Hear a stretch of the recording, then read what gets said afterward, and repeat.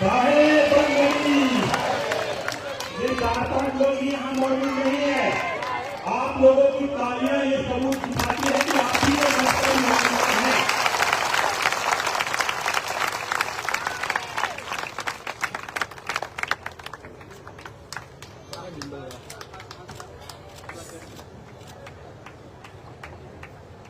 बाकी लोग भी शांतिपूर्वक बैठ जाइए। अवलंब साहब को सादर आमंत्रित कर रहे हैं।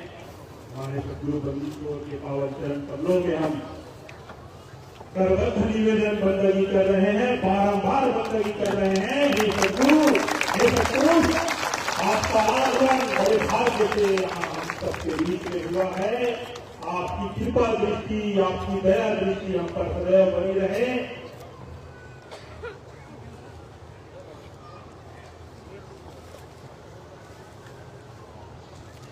स्वागत की कड़ी में एक और कड़ी जुड़ रही है। आदिवासी संस्कृति की जो कला है वो साहब को सादर सप्रेम भेंट किया जा रहा है। रोज आप आगे से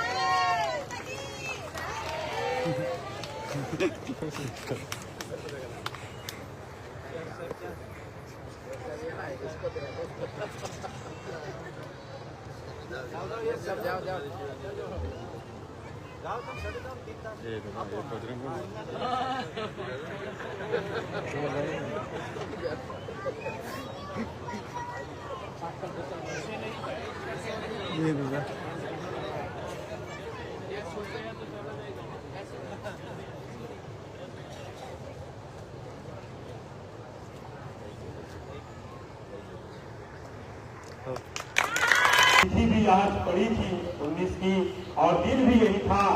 तो उसी में गौरव की बात है आज दिन से ऐतिहासिक दोबारा अपने आप को दोहरा रहा है। हमारे साहब हमारे बीच में है। अब मैं अविनम्र सादर साहब के चरणों में सादर बंदगी करते हुए निवेदन कर रहा हूँ कि हे सतगुरु, हे बंदीछोर, आपके आशीर्वचन हम पर बरसता रहे। आपके चरणों में सादर बंदगी है, नमन है। साहेब बंदगी।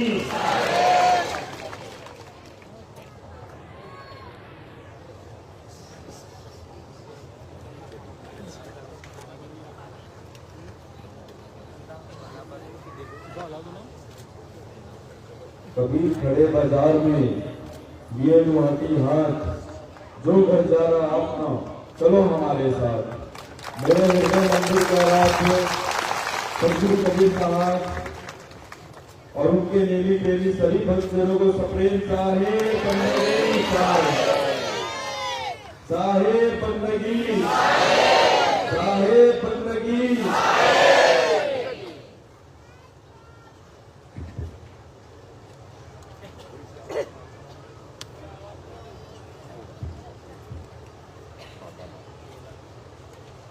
यहाँ कम से कम 5000 लोग बैठे होंगे, लेकिन आवाज यहाँ तक नहीं आई मेरे शायद अभी भी नहीं आ रही है।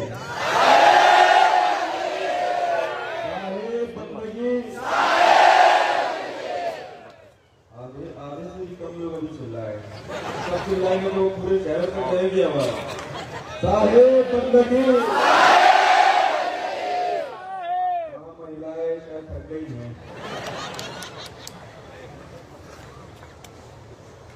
अभी आप लोगों का भोजन नहीं हुआ है शायद। नहीं थकेगा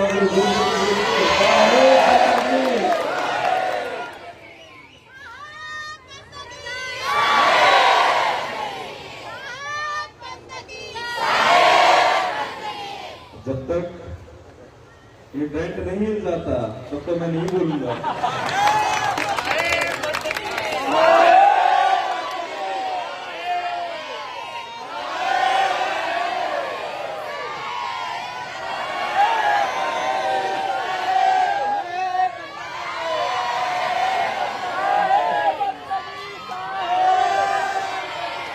आगे नहीं लोग बोल रहे हैं बस। उसमें पीछे वालों की आवाज ही नहीं आ रही है।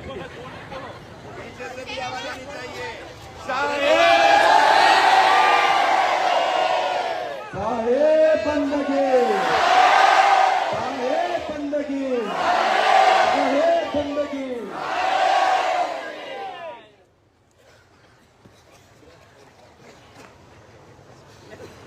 थक गए, हंसने लग गए आप लोग।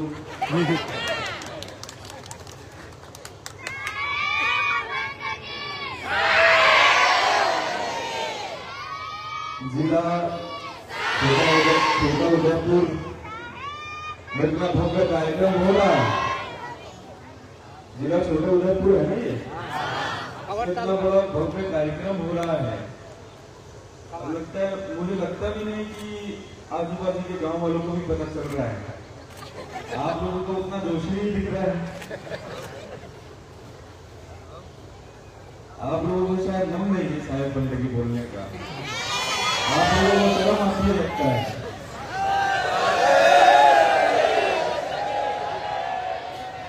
आप भी एकदम ठीक है। अभी भी नहीं, एक साथ बोलिए ना, साहेब बंदगी, साहेब बंदगी। इतना बोलने के बाद अब आई आवाज, अब आई आप लोगों की आवाज।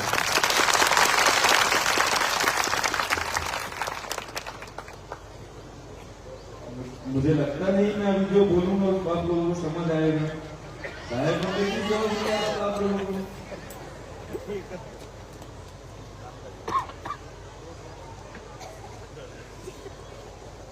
आप लोगों ने इतनी भव्य शोभा यात्रा निकाली, इतना मेरा स्वागत सत्कार किया। मैं आप लोगों का तहे दिल से आभारी हूँ। बहुत बहुत धन्यवाद आप लोगों का।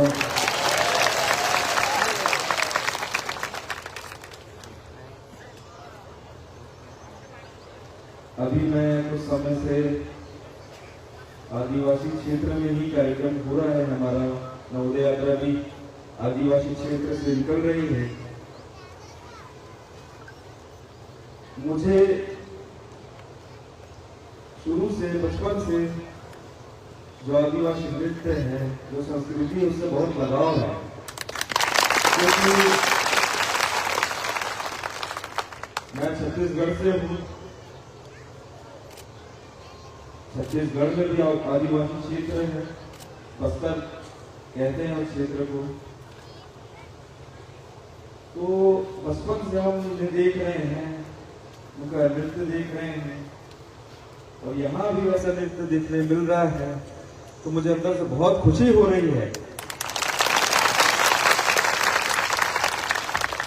मैं चाहता हूँ जो आपकी जो आदिवासी संस्कृति है, जो गुजरात की संस्कृति है, जो आपका नृत्य है, वो पूरे दुनिया में इस लोगों को पता चलना चाहिए। और ये कौन कर सकता है? या आप लोग कर सकते हैं। आप लोग ही बता सकते हैं पूरी दुनिया को।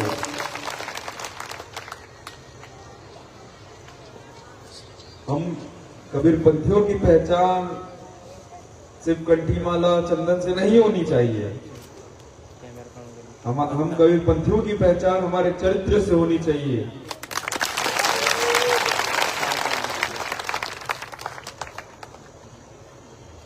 अगर लोगों को पता चले कि यहाँ कबीरपंथी रहते हैं, तो उनके मन में पहले ही आ जाए, अरे कबीरपंथी रहते हैं, उनका कितना अच्छा चरित्र है, कितने शांत स्वभाव के हैं, और कबीरपंथी भारतीय परंपराओं से लोगों को कितना जोड़ कर रखते हैं।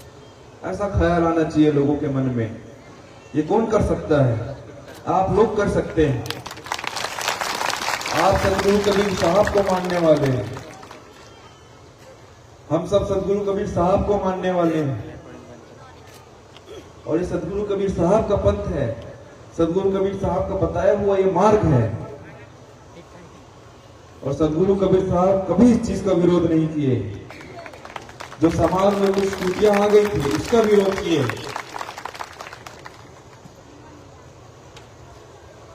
हमारे सदगुरु कबीर साहब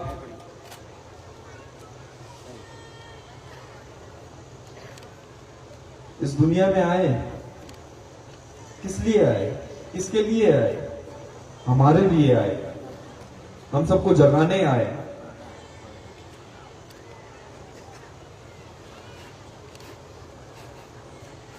सदगुरु कबीर साहब ने 600 बरस पहले कितनी वाणी बोली। सदगुरु कबीर साहब ने धर्मदास जी साहब से कितनी चर्चाएं की। धर्मदास साहब के साथ जो चर्चाएं हुई साहब की, जो साहब ने वाणी कही, वो हमारे पास है अभी। हमारा कितना सौभाग्य है, हमें सदगुरु कबीर साहब की वाणी वचन हमें मिल रहे हैं, सदगुरु कबीर साहब के भजन हमें मिल रहे हैं। हमारा कितना सौभाग्य है। अगर धर्मदास जी साहब नहीं होते तो क्या हमारे पास सदगुरु की वाणी होती? नहीं होती, नहीं होती।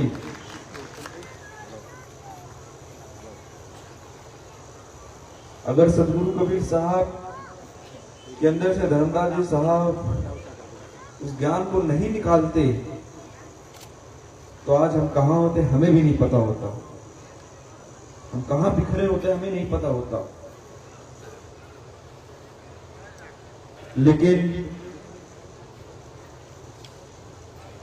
सदगुरु कबीर साहब की, धर्मदास जी साहब की इतनी कृपा है हम पर, इतनी कृपा है हम पर कि वो वाणी वचन धर्मदास जी साहब ने लिखित में हमारे बीच रखी, जो आज भी हमारे पास सुरक्षित है।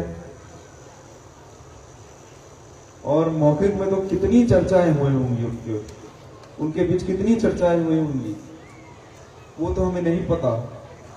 लेकिन जो हमारे पास लिखित में है, जो हमारे पास लिखित में जितने ग्रंथ हैं, जितने साहब की वाणी है, वो हमारे लिए बहुत है। और साहब की तो हमें इतनी सारी वाणी याद रखने की जरूरत ही नहीं है। हम तो साहब की आधी साखी भी अपने जीवन में उतार लें तो हमारा जीवन जीना सफल हो जाता है, हमें इस दुनिया में आना सफल हो जाता है।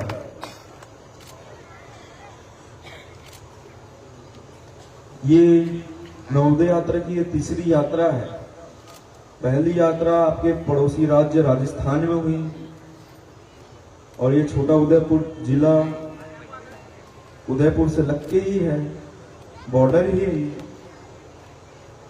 अभी हम वहां गए थे, वहां काफी संतों से मिले हम।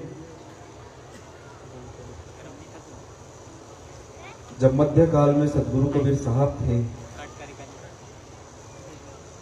उनके साथ जो संतों की टोली थी, उनमें से एक संत हुए संत पीपा साहेब। हम उनके आश्रम गए, उनसे उनके दर्शन किए हम, वहां जो आचार्य उनसे चर्चाएं की हमने। वो सदगुरु कबीर साहब के गुरु भाई थे और सदगुरु कबीर साहब के 100-150 साल बाद दादू दयाल साहब हुए, उनके आश्रम भी गए थे, उनके आचार्य से भी हम मिले थे। तो इन सबसे उसके बाद हम दूसरी यात्रा तीर्थराज प्रयागराज में हुई हमारी, महाकुंभ के दौरान। आप में से कितने लोग महाकुंभ गए थे? हाथ उठाइए। बस इतने ही लोग गए थे। अपनी टीम की बात नहीं कर रहा हूँ, जो बाकी पब्लिक बैठी है उनमें से कितने लोग गए थे? हाथ उठाइए। पता तो सबको ही है, सबको पता है ना कि नहीं पता है? पता है ना? तो हम वहां पे 24 दिन रहे थे और 21 दिन की हमारी छावनी रही थी। तो इन 21 दिनों में हम काफी संतों से मिले, शंकराचार्यों से मिले, महामंडलेश्वरों से मिले, काफी कथावाचकों से मिले। तो इनके साथ हम बैठे, इनके साथ हमने चर्चाएं करी। हमने इनके साथ चर्चाएं करी सदगुरु कबीर साहब के बारे में। उन सब के हृदय में मुझे जितना लगता है, उनकी बातों से जितना लगता है, उनके हृदय में सदगुरु कबीर साहब के लिए एक अलग से स्थान बना हुआ है।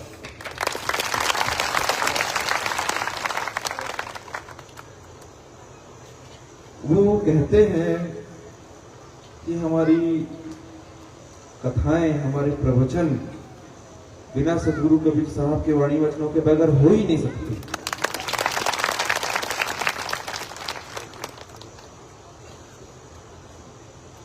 जो जगन्नाथपुरी के शंकराचार्य हैं स्वामी निश्चलानंद जी, वो अभी तक के सबसे वरिष्ठ शंकराचार्य हैं, सबसे विद्वान शंकराचार्य हैं। उन्होंने उनके साथ हमारी आधे घंटे चर्चा हुई प्रयागराज में, फिर अभी वो छत्तीसगढ़ आए हुए थे, वहां भी हमारी उनके साथ चर्चाएं हुई। तो वो हमें कहते हैं कि मैं रोज पूजा करता हूँ और उस पूजा में सदगुरु कबीर साहब की वाणी मैं जरूर उपयोग में लेता हूँ। शंकराचार्य का पद सबसे ऊंचा होता है, वो इतना सदगुरु कबीर साहब की वाणी वचनों को इतना महत्व देते हैं, इनका इतना सम्मान करते हैं, इतना आदर करते हैं। तो आप सोचिए हमारे सदगुरु की वाणी वचनों का कितना महत्व है, सबके अंदर कितना महत्व है। और हम तो उनको मानने वाले हैं, उनके हम भक्त हैं। हमको तो उनकी वाणी वचनों को और अच्छी तरीके से समझना चाहिए, अपने जीवन में उतारना चाहिए।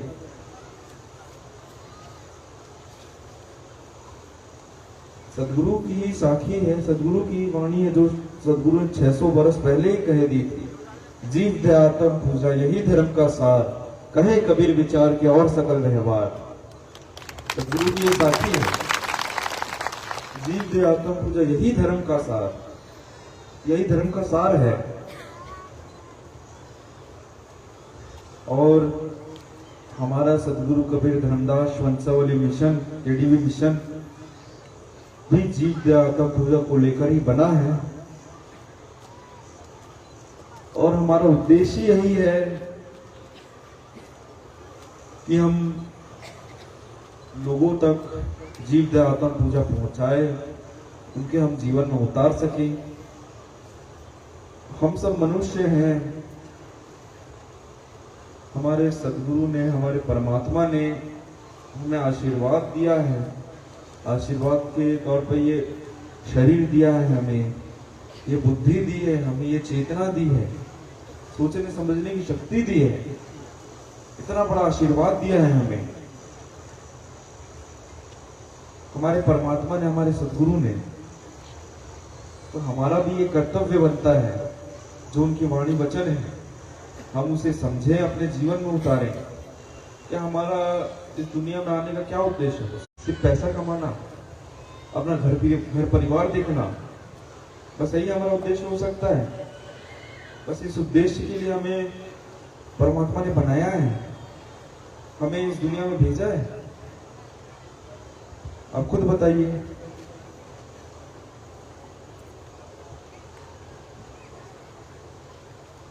क्या यही उद्देश्य है हमारा?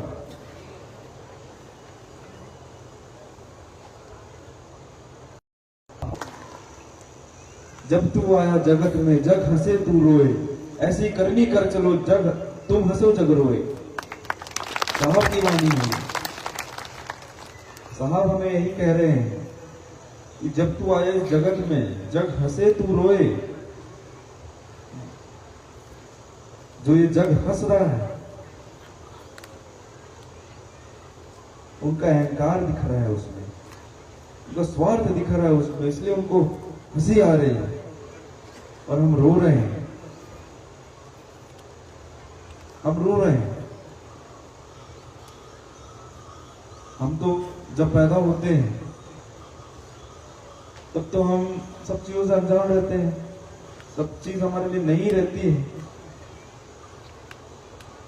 सब चीज हमारे लिए नहीं रहती है, तो हमारे अंदर स्वार्थ कहां से आएगा, हमारे अंदर अहंकार कहां से आ जाएगा।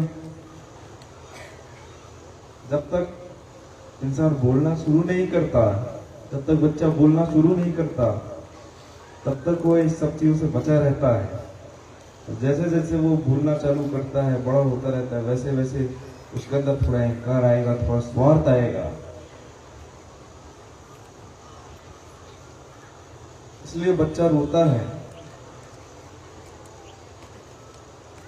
और जो उनके माँ बाप हैं उनकी जिम्मेदारी बनती है कि जैसे जैसे अब तुम्हारा बच्चा बड़ा हो, उसे ये समझाओ कि तुम्हें कुछ ऐसा करना है, कुछ ऐसा करना है कि जब तुम यहाँ से इस दुनिया से जाओ, तुम हंसते रहोगे, जग रोता रहेगा कि मैं इस समय हंस रहा था, हमारा स्वार्थ हंस रहा था, हमारा अहंकार हंस रहा था।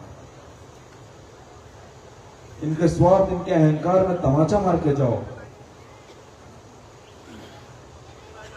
अभी भी हमारे पास इतना समय है, अभी भी हमारे पास इतना समय है कि हम अपने अहंकार, अपने स्वार्थ को हटा सकते हैं। लोगों के कुछ ऐसा कर सकते हैं कि लोग जब हम जाएं तो लोगों को ये रियलाइज हो, ये एहसास हो कि भाई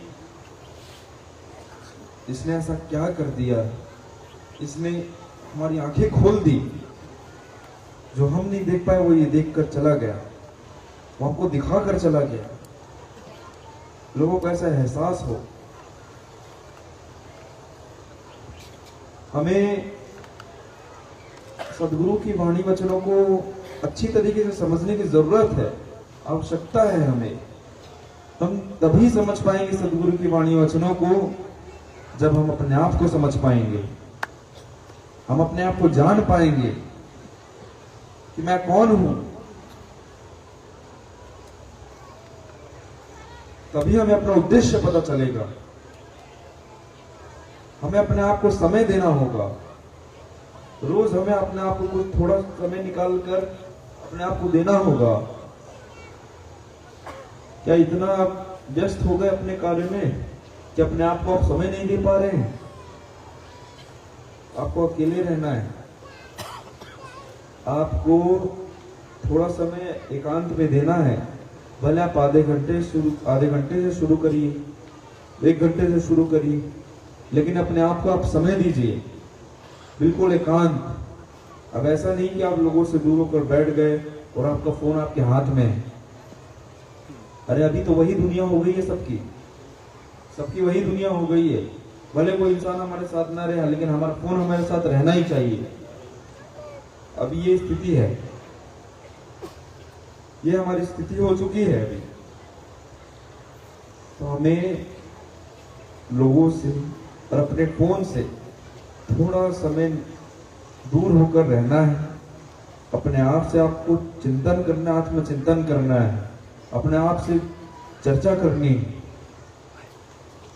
अपने भीतर झांकना है, अपने आप को समझना है। हमारी क्या पहचान है, हमें वो पहचान समझनी है। हमारी अभी जो पहचान है वो दूसरों से दी गई पहचान है, वो दूसरों से दी गई पहचान है। इस चीज को आप समझिए।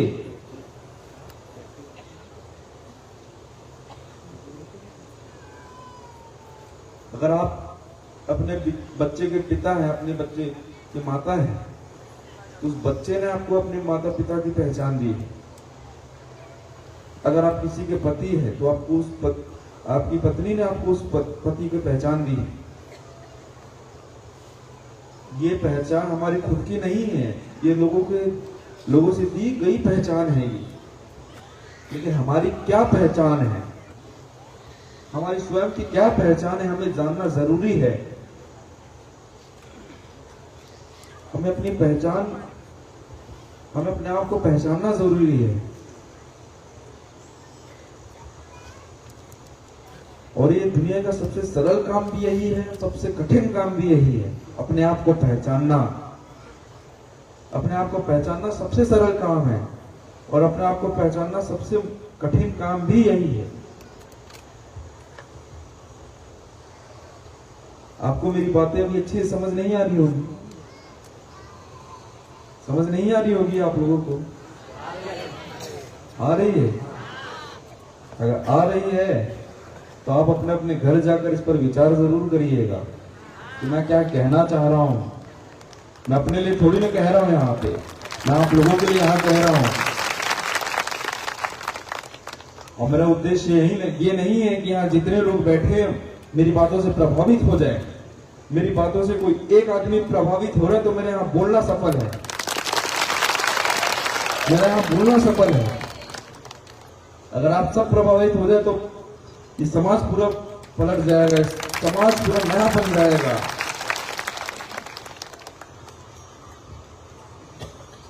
एक व्यक्ति अगर कोई जाग जाए, कोई एक व्यक्ति अपना उद्देश्य समझ जाए तो वो एक व्यक्ति काफी होता है क्रांति लाने के लिए। एक व्यक्ति काफी होता है। और आप तो यहाँ पे हजारों में हैं। आप सब अपना अपना उद्देश्य समझ जाएंगे, आप सब जाग जाएंगे तो क्या होगा मैं अभी बता नहीं सकता।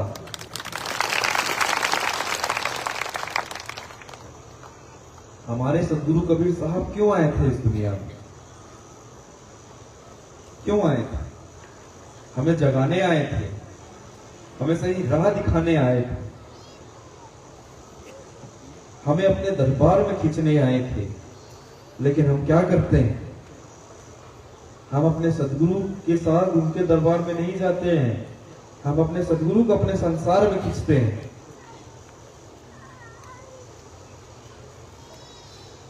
हम अपने गुरु को अपने भावनाओं में बांधते हैं।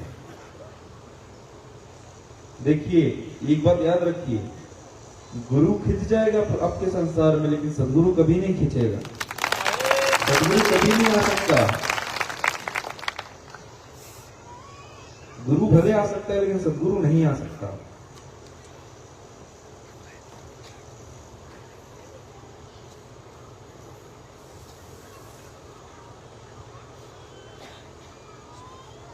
सन्यासी लोगों को आप देखते हैं, सन्यासी लोगों को आप देखते हैं,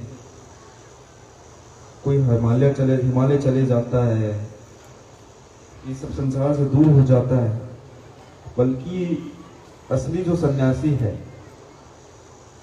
मैं असली सन्यासी उसे ही मानता हूं जो ये जान सके, जो ये समझ सके कि मैं यहाँ आया हूं, मैं अकेला आया हूं, तो मैं जाऊंगा भी तो अकेला जाऊंगा।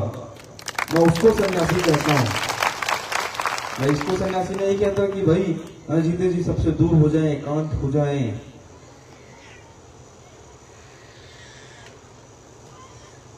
असल सन्यासी वही है जो ये जान सके, जो ये जान पाए कि भाई मैं यहाँ इस दुनिया में जन्म लिया हूं, मैं अकेला लिया हूं, मुझे जाना भी अकेले है। अपने आप को जान सके, वो होता है सन्यासी।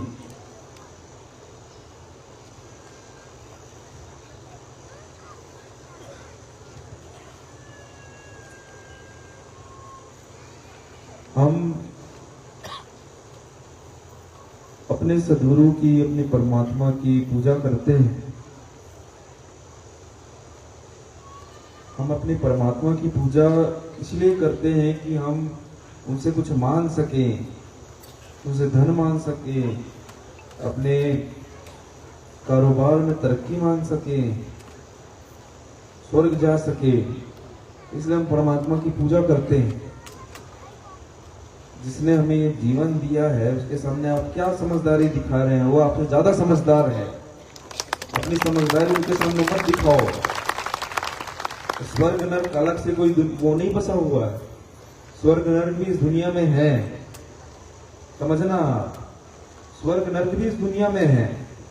आप अच्छे कर्म करोगे, आप अपने आप को पहचानोगे, आप लोगों की सेवा करोगे तो आप उस समय स्वर्ग में जी रहे होगे। उस समय आप स्वर्ग में जी रहे होगे। गलत कर्म करोगे आप लोगों का आप अपमान करोगे, लोगों को आप परेशान करोगे, तब उस समय आप नरक में जी रहे होगे। कोई अलग से इसकी दुनिया नहीं बसी है नरक स्वर्ग की, सब यही है। इस चीज को आप समझिए।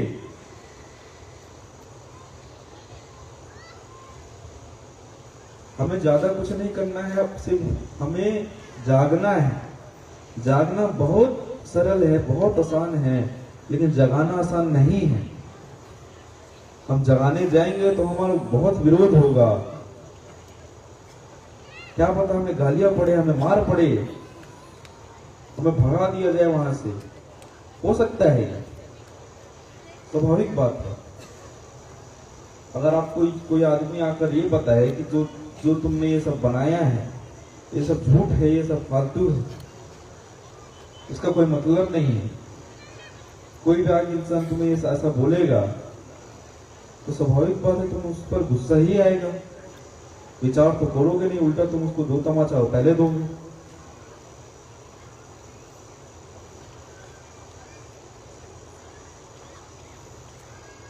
हर जगह हम अपना दिमाग लगाते हैं, अपनी समझदारी दिखाते हैं। हर जगह भक्ति में भी, परमात्मा की भक्ति में भी हम अपनी समझदारी दिखाएंगे, अपना दिमाग लगाएंगे। असल में हम मनुष्यों का दिमाग बस इतना ही है कि हमें कोई शेर बोल दे तो हम खुश हो जाते हैं, कोई जानवर बोल दे तो हम बुरा मान जाते हैं। हमारी ये अभी तक की समझदारी है।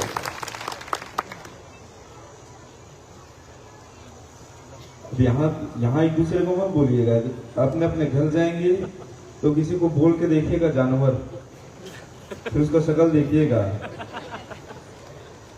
अब उसको, लेकिन उसके बाद उसको ये भी बोलिएगा तुम तो यार शेर हो, सवा शेर हो तुम, शेरों के शेर हो तुम। तो देखना ऐसे एकदम चौड़ा, छाती चौड़ी हो जाएगी, इतनी बड़ी मुस्कुराहट हो जाएगी उसकी, 32 दांत दिख जाएंगे उसके। इतनी है हम मनुष्यों की समझदारी, इतनी है हम मनुष्यों की समझदारी, इतनी है हमारी अकल।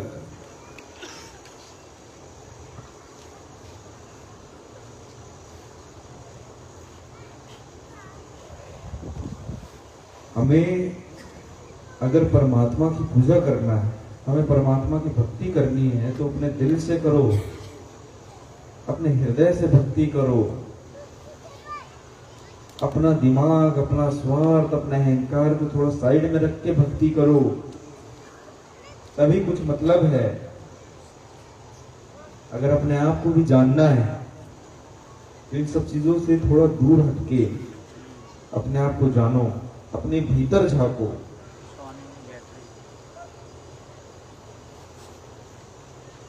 मैं यहाँ आप लोगों का मनोरंजन करने नहीं आया हूँ, मैं ये यात्रा में आप लोगों को मनोरंजन करने नहीं आया हूँ। जो सच्चाई है वो बताने आया हूँ, जो हमारे सदगुरु कह रहे हैं मैं वो बताने आया हूँ। हम सब आपको बताने आए हैं, हम सब माध्यम हैं, हम सब माध्यम हैं।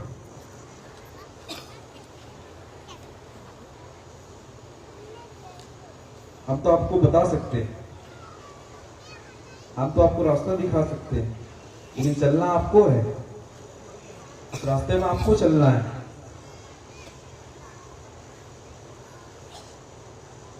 जो ये सदगुरु कबीर धर्मदास वंशावली मिशन जो है, अब ये जो दशहरा आएगा उसमें उसको 2 वर्ष हो जाएगा। जब शुरुआत हमने की थी तो हम सिर्फ दो व्यक्ति थे, एक मैं था और एक जो हमारा मिशन प्रमुख है, शर्माता है थोड़ा, हम 2 ही थे। उसके बाद धीरे धीरे हम 2 के 3 हुए, 3 के 4 हुए, 4 के 5, ऐसे करते करते हम बढ़े। शुरुआत में हमने बहुत सी हमें चुनौतियां मिली, तो मैं आपको क्या बताऊं, मैं बताना भी उचित नहीं है।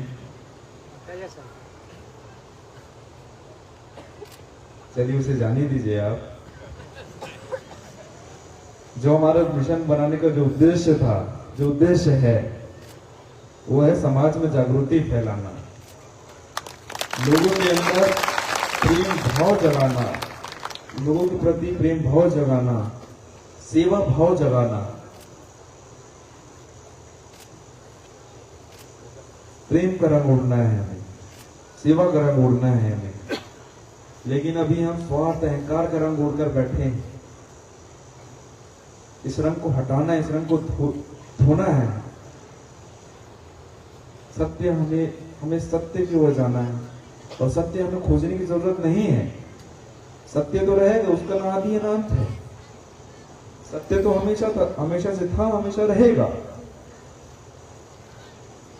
जो इस सत्य के ऊपर जो स्वार्थ अहंकार की जो चादर बिछ गई है, उस चादर को हटाना है, उस चादर को हटाना है हमें।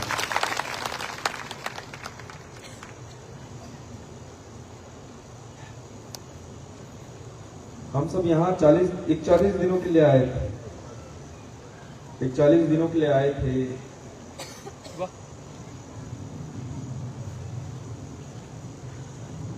अब सोचिए, अब जो ये हमारे महासचिव हैं, ये अपना घर परिवार छोड़कर आए हैं, मिशन प्रमुख अपना घर परिवार छोड़कर आए हैं, हमारे महान साहब अपना आश्रम छोड़कर आए हैं। क्यों आए हैं? आप लोगों के लिए आए हैं, आप लोगों के लिए आए हैं।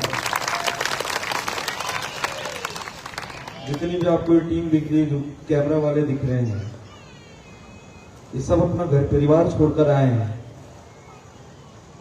इनमें से तो आधे लोग ही माध्यम है अपने घर में रोटी लाने का, यही कमाई करते हैं, इनके वजह से उनका घर चलता है।